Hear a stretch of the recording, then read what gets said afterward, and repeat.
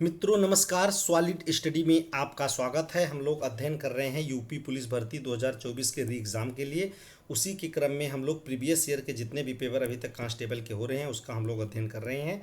आज हम लोग 25 अक्टूबर 2018 को जो ये फर्स्ट पाली है, जो फर्स्ट पाली में पेपर हुआ था उसी की जीएस पार्ट का अध्ययन करेंगे। चलिए हम लोग शुरू करते हैं ताकि हम लोग अपनी सफलता को और स्ट्रांग कर पाएँ। चलिए हम लोग शुरू करते हैं। क्वेश्चन नंबर एक क्या देखते हैं। क्वेश्चन नंबर एक है कौन, तो क्वेश्चन नंबर एक है इसमें हम लोगों का इनसाइट आईबी एंड रा, इनसाइट आईबी एंड रा the rolling stone that gather moss. किताब के लेखक कौन है ये हम लोगों को ध्यान देना है। इस किताब के लेखक कौन है, तो ऑप्शन ए कह रहा है कि अशोक चतुर्वेदी हैं, कि विक्रम सूद हैं, कि के शंकरन नायर हैं, कि डी में कह रहा है के सी वर्मा है। इसमें से कौन से हैं, तो इसमें हमारा सही हो जाएगा इनसाइड आईबी एंड रा पुस्तक के लेखक कौन है, के शंकरन नायर। कौन है, के शंकरन नायर है। ये हम लोगों को ध्यान देना है। ये क्या है, ये चूंकि रा के पूर्व अध्यक्ष रह चुके हैं, रा के पूर्व अधिकारी रह चुके हैं जिन्होंने इस पुस्तक को लिखा था, इसलिए काफ़ी इंपॉर्टेंट थी। चलिए नेक्स्ट हम लोग देखते हैं। क्वेश्चन नंबर अगला है क्वेश्चन नंबर टू। क्या है, क्वेश्चन नंबर टू है इसमें हम लोगों का कि किस संशोधन ने राज्य और विधान मंडलों पर माल और सेवा मतलब वस्तु एवं सर्विस टैक्स को नियंत्रित करने के लिए कानून बनाने के साथ एक शक्ति प्रदान की। मतलब किस संशोधन विधेयक के द्वारा, विधेयक का नाम पूछना चाह रहा है। तो ऑप्शन ए कह रहा है 101वें संविधान संशोधन विधेयक के द्वारा, कि 115वें संविधान संशोधन विधेयक के द्वारा, कि 120वें संविधान संशोधन विधेयक के द्वारा, या 122वें संविधान संशोधन विधेयक के द्वारा। तो चूंकि इसमें विधेयक पूछ रहा है किस विधेयक के द्वारा, तो हम लोगों को ध्यान देना है। इसमें हमारा सही हो जाएगा ऑप्शन डी, 122वें संविधान संशोधन विधेयक के द्वारा। ये हम लोगों को ध्यान देना। जब पेश किया जाता है तो ये विधेयक रहता है, और जब पास होकर के कानून बन जाता है तो हम लोगों को ध्यान देना है ये कौन सा संशोधन हो जाएगा, 101वां संविधान संशोधन, कॉन्स्टिट्यूशन अमेंडमेंट। तो ये हम लोग को ध्यान देना है। अगर ये विधेयक नहीं अधिनियम पूछे, क्या है अधिनियम, तो हम लोगों को ध्यान देना है 101वां अधिनियम हो जाएगा। लेकिन ये बिल पूछ रहा है कि 100 मतलब कौन सा बिल था ये, तो 122वां संविधान संशोधन बिल या विधेयक था। ये हम लोगों को ध्यान देना है। तो जब एक्ट बन जाएगा, नियम अधिनियम बन जाएगा, पास हो जाएगा, तो 101वें में आया है। तो ये हम लोग को ध्यान देना है। चलिए नेक्स्ट हम लोग देखते हैं question number three. Question number three है हम लोगों का कि एक अनधिकृत कंप्यूटर प्रोग्राम एक अधिकृत कार्यक्रम की तरह व्यवहार करता है जिससे वह वास्तव में क्या कर रहा है उसे छुपाता है। इसे संभावना कहते हैं। मतलब इसे किस संभावना के तहत लाया जाता है, इसको क्या कहते हैं, कहने का मतलब संभावना नहीं, इसको होना चाहिए था सही संभवतः। इसे संभवतः क्या कहते हैं ये हम लोगों को ध्यान देना है।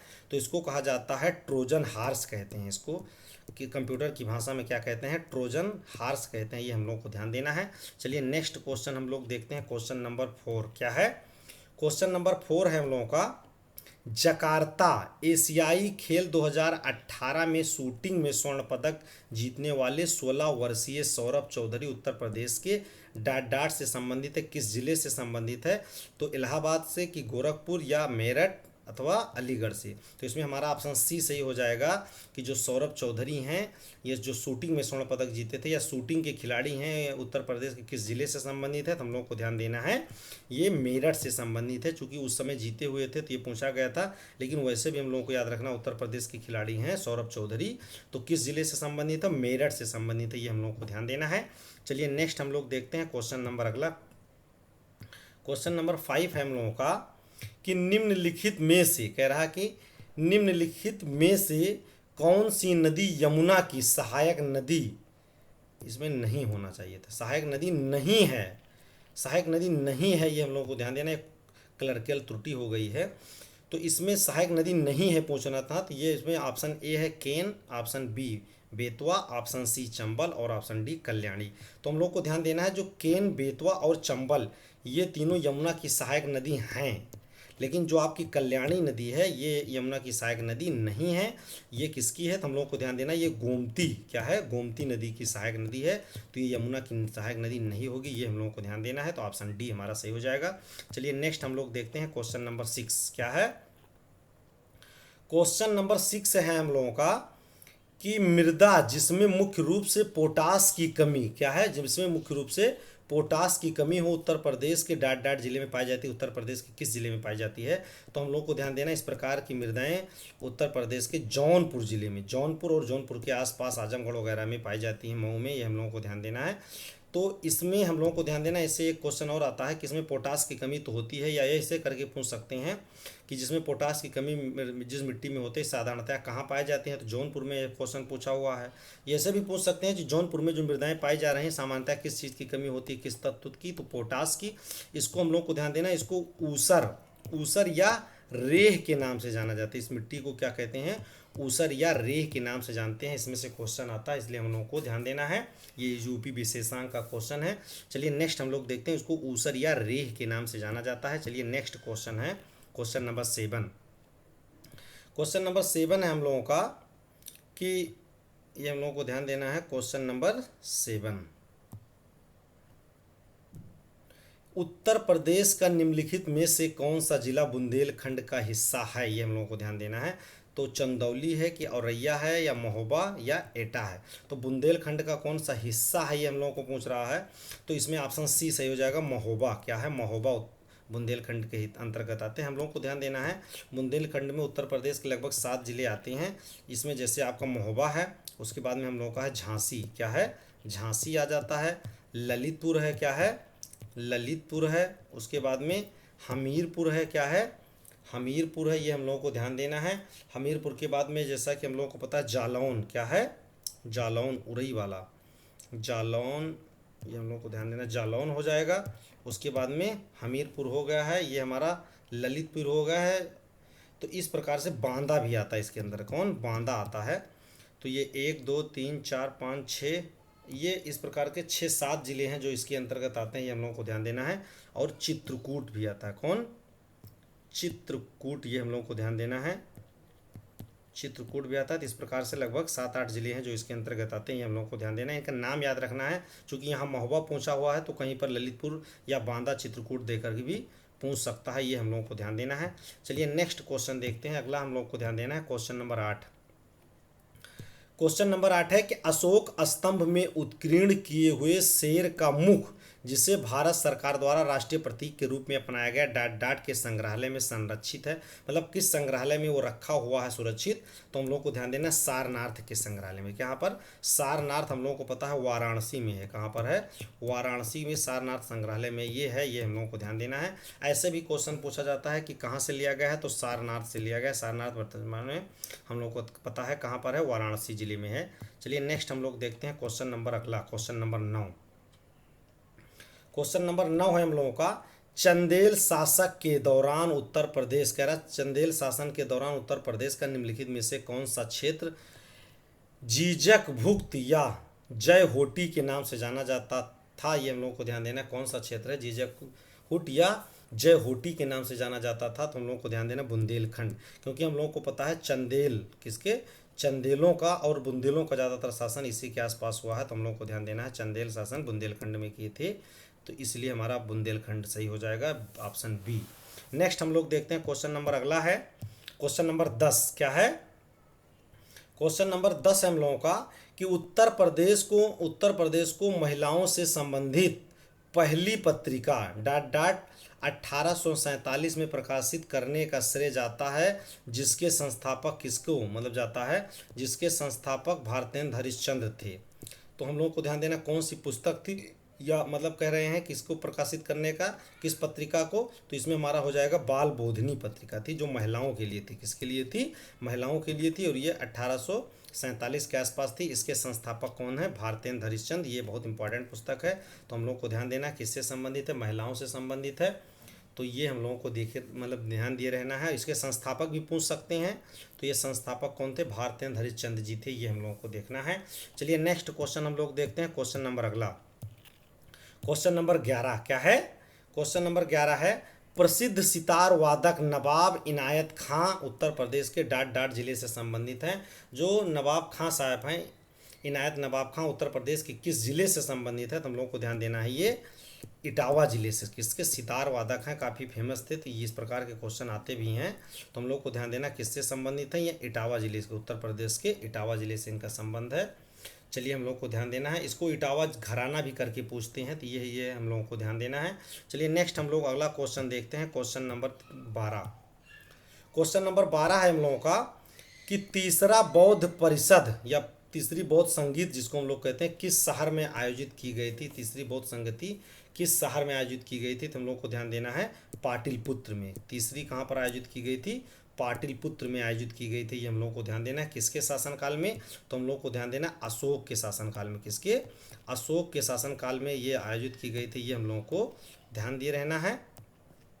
चलिए हम लोग देखते हैं, और जो ये तो तीसरी वाली थी, और दूसरी वाली हम लोगों को ध्यान देना है, जो दूसरी संगीत थी वो किसके शासनकाल में, तो काला शोक की, किसके, काला शोक के शासनकाल में की गई थी, तो इसको भी पूछ सकते हैं। और कहाँ पर की गई थी, तो हम लोग को ध्यान देना वैशाली में, कहाँ पर, वैशाली में की गई थी। और जो सावा काबी थे, सावा काबी जो थे इसके अध्यक्ष थे। और प्रथम हम लोग कर बात करें प्रथम बौद्ध संगीत की, तो प्रथम बौद्ध संगीत किसके शासनकाल में, अजात शत्रु की, किसके, अजात शत्रु के शासनकाल में आयोजित की गई थी, ये हम लोग को ध्यान देना है, इन्होंने आयोजित कराया था। और कहाँ पर, राजगृह में, कहाँ पर, राजगृह में, ये हम लोग को ध्यान देना है। और महाकश्यप जो थे इसके प्रथम संस्कृत के, जो प्रथम बौद्ध संगीत थी इसके अध्यक्ष थे, ये हम लोग को ध्यान देना है। ये लगभग 483, कितना, लगभग 483 ईस्वी के आसपास आयोजित हुई थी, ईसा पूर्व में, हम लोग को ध्यान देना 483 ईसा पूर्व में आयोजित की गई थी। चलिए नेक्स्ट हम लोग देखते हैं क्वेश्चन नंबर अगला, क्वेश्चन नंबर 13 क्या है, क्वेश्चन नंबर 13 हम लोगों का भारतीय रिजर्व बैंक की स्थापना कब हुई, क्या है, कह रहा है कि भारतीय रिजर्व बैंक की स्थापना कब हुई थी, तो हम लोग को ध्यान देना है भारतीय रिजर्व बैंक की स्थापना 1935 में, कब, 1 अप्रैल 1935 में हुई थी, ये हम लोगों को ध्यान देना है, 1 अप्रैल 1935 में भारतीय रिजर्व बैंक की स्थापना हुई थी। और किसके द्वारा हुई थी, तो हम लोग को ध्यान देना है भारतीय रिजर्व बैंक अधिनियम 1934 के द्वारा, ये पूछा जाता है कभी कभी, 1934 अधिनियम कौन था, तो हम लोग को ध्यान देना 1934 का अधिनियम था भारतीय रिजर्व बैंक अधिनियम 1934। चलिए नेक्स्ट हम लोग देखते हैं क्वेश्चन नंबर 14। क्वेश्चन नंबर 14 है हम लोगों का, कह रहा है चेमनचेरी, कह रहा है चेमानचेरी कुन्ही रमण, क्या है, चेना, कह रहा है चेमानचेरी कुन्ही रमण नायर, कुन्ही, कह रहा है कुन्ही रमण नायर निम्नलिखित में से किस नृत्य में उल्लेखनीय नर्तक थे, मतलब किस नृत्य से संबंधित है, या किस नृत्य में उल्लेखनीय नर्तक थे, ये हम लोग को ध्यान देना है। तो इनका संबंध जो है चेमानचेरी कुन्ही रमण नायर का जो संबंध है वो किससे है, कथकली से, किससे संबंधित है, कथकली से संबंधित है, ये हम लोग को ध्यान देना है, ये कथकली से संबंधित। अब हम लोग को ध्यान देना जैसे कथकली, क्या है, कथकली और ये मोहिनीअट्टम, वो कथकली और मोहिनीअट्टम, ये जो दो नृत्य है ये कहाँ से संबंधित है, तो हम लोग को ध्यान देना केरल से, कहाँ से, केरल का शास्त्रीय नृत्य है, ये हम लोग को ध्यान देना, काफ़ी पूछा जाता है। और ये कथकली से संबंधित मिलता जुलता शब्द है, हम लोग को पता है कथक, क्या है, कथक। तो कथक का संबंध किससे है, तो हम लोग को ध्यान देना है, तो कथक का संबंध यूपी से है, किससे है, कथक यूपी से है। कथक कहाँ का नृत्य है, तो यूपी का है। और जो कथकली है वो केरल का है, मोहिनीअट्टम भी केरल का है। भारतनाट्यम, भारतनाट्यम हम लोग को ध्यान देना है तमिलनाडु का, कहाँ का है, तमिलनाडु का ही हम लोग को ध्यान देना। यक्षगान काफ़ी भी पूछा जाता है कभी कभी, कच्छ कहाँ से है, कर्नाटक से संबंधित है, कहाँ से, कर्नाटक से संबंधित है। तो ये मेन जो नृत्य हैं हम लोगों को याद रखना है। चलिए नेक्स्ट हम लोग देखते हैं अगला क्वेश्चन नंबर, अगला क्वेश्चन नंबर 15 क्या है, क्वेश्चन नंबर 15 है हम लोगों का कि खाद्य एवं कृषि संगठन कारपोरेशन सांख्यिकी डाटाबेस 2016 के अनुसार प्याज के उत्पादन में विश्व स्तर पर भारत की रैंक कौन सी थी, मतलब भारत किस नंबर पर था, तो ये हम लोगों को ध्यान देना है। उस समय प्रश्नकाल में 2016 के अकॉर्डिंग भारत दूसरे नंबर पर था, किस नंबर पर था, दूसरे नंबर पर था। 2020 के बाद ये हम लोगों को ध्यान देना है, 2020 के बाद से लगभग भारत अब प्रेजेंट टाइम में नंबर 1 पर आ गया है प्याज के उत्पादन में। कहाँ पर पहुँच गया है, प्याज के उत्पादन में भारत नंबर 1 पर आ गया, और नंबर 2 पर, पहले चाइना नंबर 1 पर था, अब चाइना नंबर 2 पर आ गया, ये हम लोगों को ध्यान देना है। प्याज के उत्पादन में विश्व में भारत प्रथम स्थान पर है और चाइना जो है दूसरे स्थान पर आ गया है, ये हम लोगों को ध्यान देना है। चलिए नेक्स्ट हम लोग देखते हैं क्वेश्चन नंबर अगला, क्वेश्चन नंबर 16 क्या है?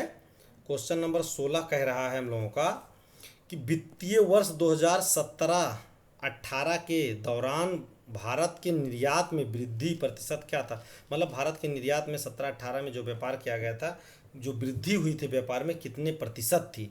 तो उस समय तो हम लोगों को ध्यान देना है, ये 9.8% थी, लेकिन आज हम लोगों को अभी परिप्रेक्ष्य में देखना है, चूँकि 24 चल रहा है तो हम लोगों को 2022 और 23 का वाला डाटा देखना है, 2022 और 2023 से संबंधित। तो ये हम लोगों को ध्यान देना है 2022 से 23 के बीच में जो विकास हुआ है वो कितने प्रतिशत, मतलब कहने के मतलब निर्यात में वृद्धि हुई है, तो ये हम लोगों को ध्यान देना है 9.43%। कितना है? 9.43% की वृद्धि हुई है, ये हम लोगों को ध्यान देना है। और जो ये लगभग 2023 में निर्यात कितना था हम लोगों का, तो ये हम लोगों को ध्यान देना है कि लगभग 62, कितना, लगभग हम लोग कह सकते हैं कि 62 अरब डॉलर के आसपास था। कितना था? 62 अरब डॉलर नहीं, 62 बिलियन हम लोग कह सकते हैं, 62 बिलियन डॉलर के आसपास था, ये हम लोगों को ध्यान देना है। और वृद्धि इसमें कितनी हुई है 2022-23 में? तो 9.43%, ये हम लोगों को ध्यान देना है। और आंकड़ा अगर पूछेगा टोटल निर्यात के आसपास, तो हम लोगों को ध्यान देना है कि 62 अगर एग्जैक्ट देखें तो 26, लगभग 62.26 बिलियन डॉलर थी। चलिए नेक्स्ट हम लोग देखते हैं आगे। क्वेश्चन नंबर 17 क्या है? क्वेश्चन नंबर 17 है हम लोगों का कि भारत के संविधान का निम्न में से कौन सा भाग नागरिकता से संबंधित है? भारतीय संविधान का कौन सा भाग नागरिकता से संबंधित है? इसको हम लोगों ने बहुत पढ़ा। तो नागरिकता से संबंधित भाग 2 है। भाग 1 में संघ एवं राज्य क्षेत्र है, भाग 2 में किसका है? नागरिकता। ये हम लोगों को ध्यान देना है, ये बहुत इंपॉर्टेंट है। भाग 4 हम लोग देख लेंगे यहीं पर। भाग 4 किससे संबंधित है? तो हम लोग को पता है भाग 4 राज्य या स्टेट, जिसको हम लोग कहते हैं, राज्य से संबंधित है। राज्य या स्टेट मतलब राज्य से संबंधित है। भाग 8 हम लोग देखें तो भाग 8 हम लोग को पता है संघ राज्य क्षेत्र से संबंधित। भाग 7 निश्चित हो गया था। और भाग 8 जो है संघ राज्य क्षेत्र, कौन? संघ राज्य क्षेत्र से संबंधित है। और भाग 9 हम लोगों को ध्यान देना है पंचायतों वगैरह से संबंधित है, ये हम लोगों को ध्यान देना है, पंचायतों से संबंधित है। चलिए नेक्स्ट हम लोग देखते हैं अगला क्वेश्चन। क्वेश्चन नंबर 18 क्या है? क्वेश्चन नंबर 18 है हम लोगों का कि भारत के संविधान के अनुच्छेद 24 क्या कह रहा है? अनुच्छेद 24 के तहत वर्ष से कम आयु के बच्चों को किसी कारखाने में काम करने के लिए नियोजित नहीं किया जा सकता। मतलब कितने वर्ष से, कितने आयु से कम बच्चों को नियोजित नहीं किया जा सकता? तो ये हम लोग को ध्यान देना है। ऑप्शन ए कह रहा है 14 वर्ष, ऑप्शन बी 15 वर्ष, ऑप्शन सी 16 वर्ष और ऑप्शन डी 17 वर्ष। तो हम लोग को ध्यान देना कितने वर्ष से? 14 वर्ष से कम आयु के बच्चों को वहाँ पर नहीं रखा जा सकता, कारखानों वगैरह में काम के लिए नहीं रखा जा सकता। कितने वर्ष? 14 वर्ष के बच्चों को, ये हम लोगों को ध्यान देना। अनुच्छेद किसके तहत? 24 के तहत। ये हम लोगों को देखे रहना है, बहुत पूछा जाता है। चलिए नेक्स्ट हम लोग देखते हैं क्वेश्चन नंबर अगला। क्वेश्चन नंबर 19 क्या है? क्वेश्चन नंबर 19 है हम लोगों का कि भारत के संविधान का निम्नलिखित में से कौन सा अनुच्छेद राष्ट्रपति के चुनाव से संबंधित है? कौन सा अनुच्छेद राष्ट्रपति के चुनाव से संबंधित है? ये हम लोग को ध्यान देना है। तो इसमें हमारा अनुच्छेद 55 क्या है? अनुच्छेद 55 जो हो जाएगा वो राष्ट्रपति के चुनाव से संबंधित है, ये हम लोगों को ध्यान देना है। किससे संबंधित है? राष्ट्रपति के चुनाव से संबंधित है, ये हम लोगों को ध्यान दे रहना है। चलिए नेक्स्ट हम लोग देखते हैं क्वेश्चन नंबर अगला। क्वेश्चन नंबर 20 क्या है? क्वेश्चन नंबर 20 है कि निम्नलिखित में से कौन सा भारत में पहली बार लोकसभा के सभापति, मतलब भारत के प्रथम लोकसभा के सभापति थे? ये हम लोगों को ध्यान देना है।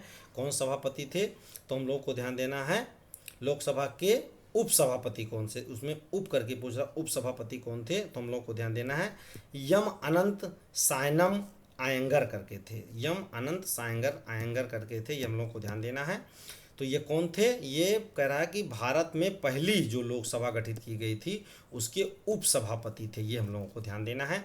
चलिए नेक्स्ट हम लोग देखते हैं अगला क्वेश्चन। क्वेश्चन नंबर 21 क्या है? क्वेश्चन नंबर 21 है भारत के संविधान का अनुच्छेद 66 कह रहा, भारत के संविधान का अनुच्छेद जो 66 है वो किससे संबंधित है? भारतीय संविधान का अनुच्छेद 66 किससे संबंधित है? तो हम लोग को ध्यान देना है अनुच्छेद 66 जो है वो उपराष्ट्रपति के चुनाव से संबंधित। देखो दो चुनाव से संबंधित दो क्वेश्चन एक साथ पूछ लिए हैं, ये हम लोगों को ध्यान देना है। तो जहाँ से क्वेश्चन उठा रहे हैं लगभग 1-2 क्वेश्चन उठा ले रहे हैं, तो ये हम लोगों को ध्यान देना है। राष्ट्रपति से चुनाव से संबंधित क्वेश्चन पूछ लिया और उपराष्ट्रपति का भी यहीं पर पूछ लिए हैं, तो ये हम लोगों को इग्नोर नहीं करना है, देखते चलना है। तो उपराष्ट्रपति का चुनाव ऐसे भी पूछ सकते हैं, उपराष्ट्रपति का चुनाव किस अनुच्छेद के तहत किया जाता है, तो अनुच्छेद 66 के तहत, या अनुच्छेद 66 के तहत किसका चुनाव किया जाता है, जैसा पूछा हुआ है इसमें, तो राष्ट्रपति का उपचुनाव करा जाता है, उपराष्ट्रपति का चुनाव कराया जाता है, ये हम लोग को ध्यान देना है। चलिए नेक्स्ट हम लोग देखते हैं क्वेश्चन नंबर 22 क्या है।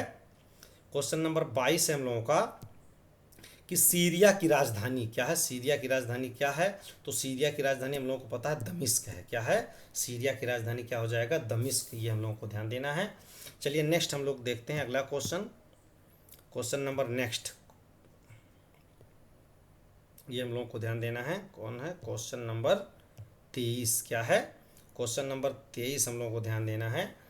क्वेश्चन नंबर 23 है कि म्यांमार की कह रहा है कि म्यांमार की मुद्रा निम्नलिखित में से कौन सी है, कौन सी मुद्रा म्यांमार की मुद्रा है, ये हम लोगों को ध्यान देना है।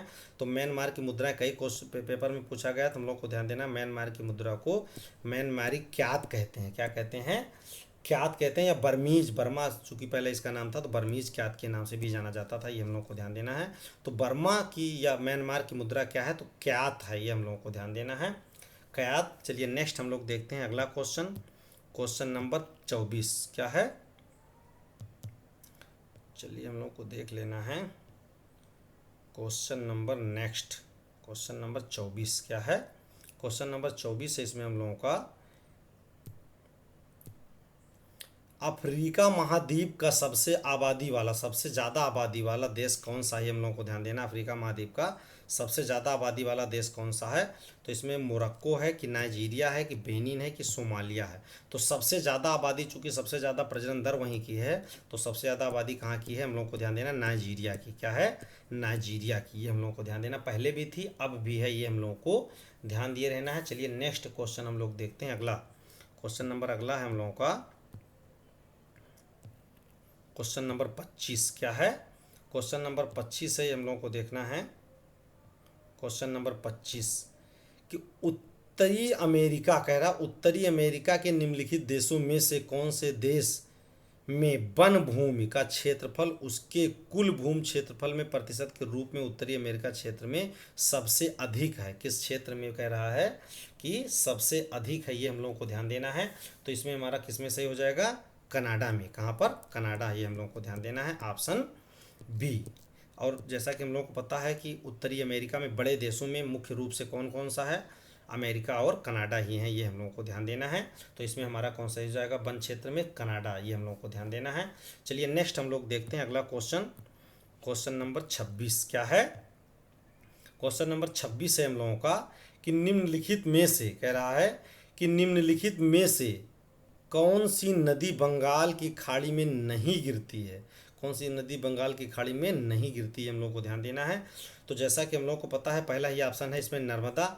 जैसा हम लोगों को पता है नर्मदा और ताप्ती, क्या है, नर्मदा और ताप्ती मुख्य रूप से नदियां हैं जो कहाँ गिरती हैं, उल्टी धारा में बहती हुई, मतलब अरब सागर में जाकर गिरती हैं। क्या है, भ्रंश घाटी से बहती हुई हैं और कहाँ पर जाकर गिरती हैं, अरब सागर में, ये हम लोगों को ध्यान देना है। कहाँ पर, अरब सागर में, ये कई बार क्वेश्चन आता है।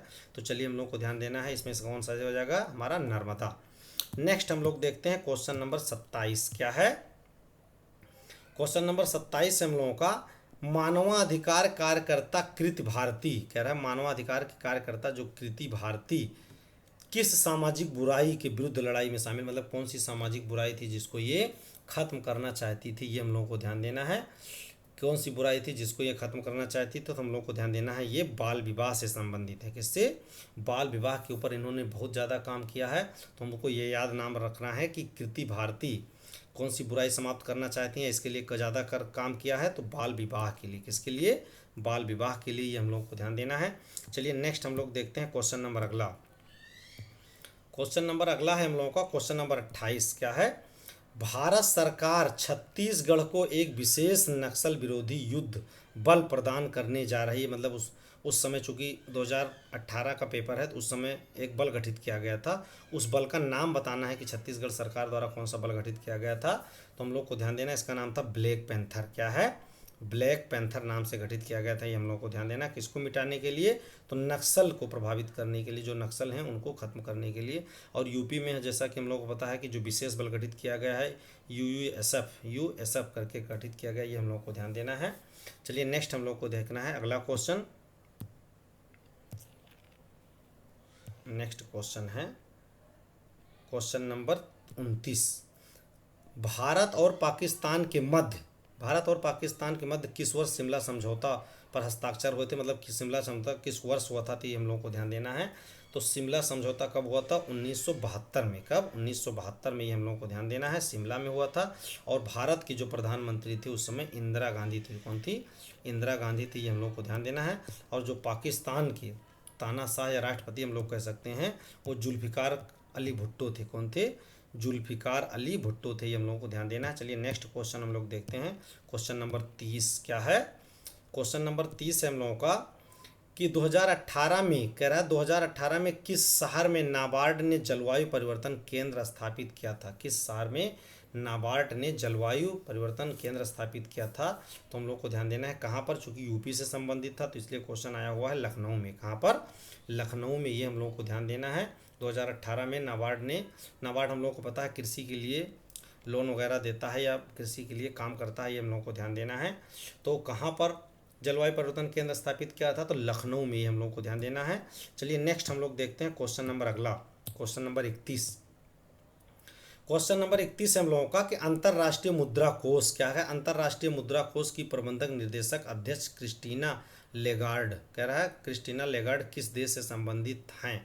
तो चूंकि वो प्रश्न काल में था, 2018 की बात हो रही है, प्रश्न 2018 में आया था, तो हम लोग को ध्यान देना किस देश से संबंधित थी। ये फ्रांस की थी। कहाँ की? फ्रांस की थी, लेकिन अब बदल गई हैं, हम लोग को ध्यान देना है। अब जो कह रहा है कि अंतर्राष्ट्रीय मुद्रा कोष की, जो अंतर्राष्ट्रीय जो मुद्रा कोष है, इसके जो प्रबंधक निर्देशक हो गई हैं वो कौन है? तो हम लोग को ध्यान देना है वो कौन है? क्रिस्टीना जॉर्जिया करके हैं। कह रहा है कि क्रिस्टीना करके नाम है, हम लोग को ध्यान देना है। क्रिस्टीना जॉर्जिया हम लोगों को ध्यान देना है, जॉर्जिया करके हैं, ये हम लोग को ध्यान देना है। और ये किस देश से संबंधित है? तो हम लोग को ध्यान देना है किस देश से संबंधित है? तो बुल्गारिया से। कहाँ से? बुल्गारिया से संबंधित है, बुल्गारिया से। तो ये हम लोग को ध्यान देना है। कौन है? क्रिस्टीना और क्रिस्टीना जॉर्जिया। और किस देश से संबंधित है? बुल्गारिया से संबंधित है। बुल्गारिया की राजधानी हम लोग को पता है, बुल्गारिया की राजधानी क्या है? सोफिया है। क्या? बुल्गारिया की राजधानी सोफिया है, ये हम लोग को ध्यान देना है। चलिए नेक्स्ट हम लोग देखते हैं क्वेश्चन नंबर अगला, क्वेश्चन नंबर 32 क्या है? क्वेश्चन नंबर 32 है हम लोगों का कि खून में कोशिका की उपस्थिति के कारण रक्त के थक्के का गठन होता है, इन कोशिकाओं को क्या कहा जाता है? मतलब किस कोशिका के कारण रक्त के थक्कों का गठन होता है, ये हम लोगों को ध्यान देना है। ये कोशिकाओं को क्या कहा जाता है? तो हम लोगों को ध्यान देना है इन कोशिकाओं को थ्रोम्बोसाइट्स कहते हैं। क्या कहते हैं? थ्रोम्बोसाइट्स कहते हैं, ये हम लोग को ध्यान देना है।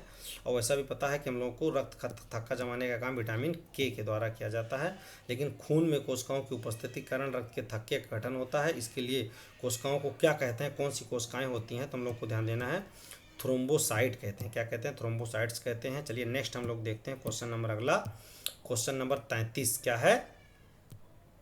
क्वेश्चन नंबर 33 हम लोगों का जीवित प्राणियों में, कह रहा है कि जीवित प्राणियों में निषेचन के दौरान नर और मादा गैमेट का संलयन एक कोशिका बनाने के लिए होता है, उसे क्या कहते हैं? उसे क्या कहा जाता है? ये हम लोग को ध्यान देना है।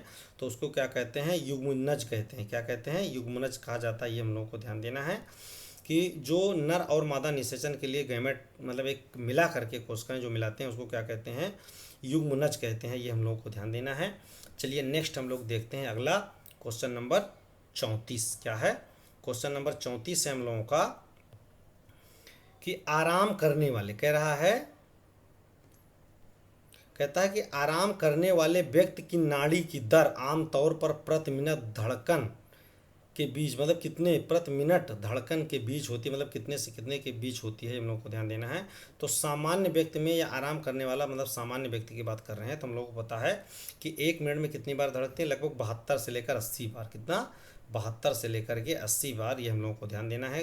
कई बार बचपन में ये पढ़ाया जाता था जीके में कि सामान्य आदमी का हृदय 1 मिनट में कितनी बार धड़कता है, तो लगभग 72 से 80 बार, ये हम लोग को ध्यान देना है। चलिए नेक्स्ट हम लोग देखते हैं क्वेश्चन नंबर अगला, क्वेश्चन नंबर 35 क्या है? क्वेश्चन नंबर 35 है हम लोगों का, एक बार ढाले जाने के बाद गर्म करके, कह रहा है कि एक बार ढाले जाने के बाद गर्म करके नर्म नहीं किया जा सकने वाली प्लास्टिक को क्या कहा जाता है। मतलब कौन सी ऐसी प्लास्टिक है जिसको एक बार गर्म करके ढाल दिया गया तो उसको दोबारा नर्म नहीं किया जा सकता, मतलब वो एक हिसाब से बहुत कड़ी हो जाती है, उसको हम लोग क्या कहते हैं, इस प्लास्टिक को, इस प्रकार की प्लास्टिक जो होती है उसको हम लोग थर्मोसेटिंग प्लास्टिक कहते हैं। क्या कहते हैं? थर्मोसेटिंग प्लास्टिक के नाम से जाने जाते हैं। दोबारा क्या करती है, वो सॉफ्ट नहीं हो पाती है, हम लोगों को ध्यान देना है। नेक्स्ट हम लोग देखते हैं क्वेश्चन नंबर 36 क्या है।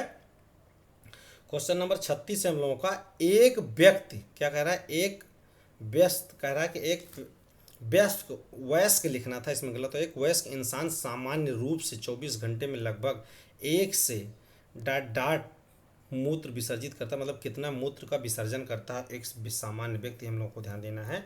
तो कितना करता है, 1 लीटर से, कितना हम लोग को ध्यान देना है, सामान्य व्यक्ति 1 लीटर से, कहने का मतलब एक दिन की बात हो रही है, 24 घंटे कह सकते हैं, 1 लीटर से लेकर के 1.8 लीटर तक, क्या कह रहा है, लगभग 2 लीटर के आसपास होता है, 1.25 लीटर, तो 1.8 लीटर तक, लगभग 1 लीटर से 1.8 लीटर तक सामान्य व्यक्ति मूत्र विसर्जित करता है। कितना, एक दिन में, 24 घंटे में, हम लोग को ध्यान देना है।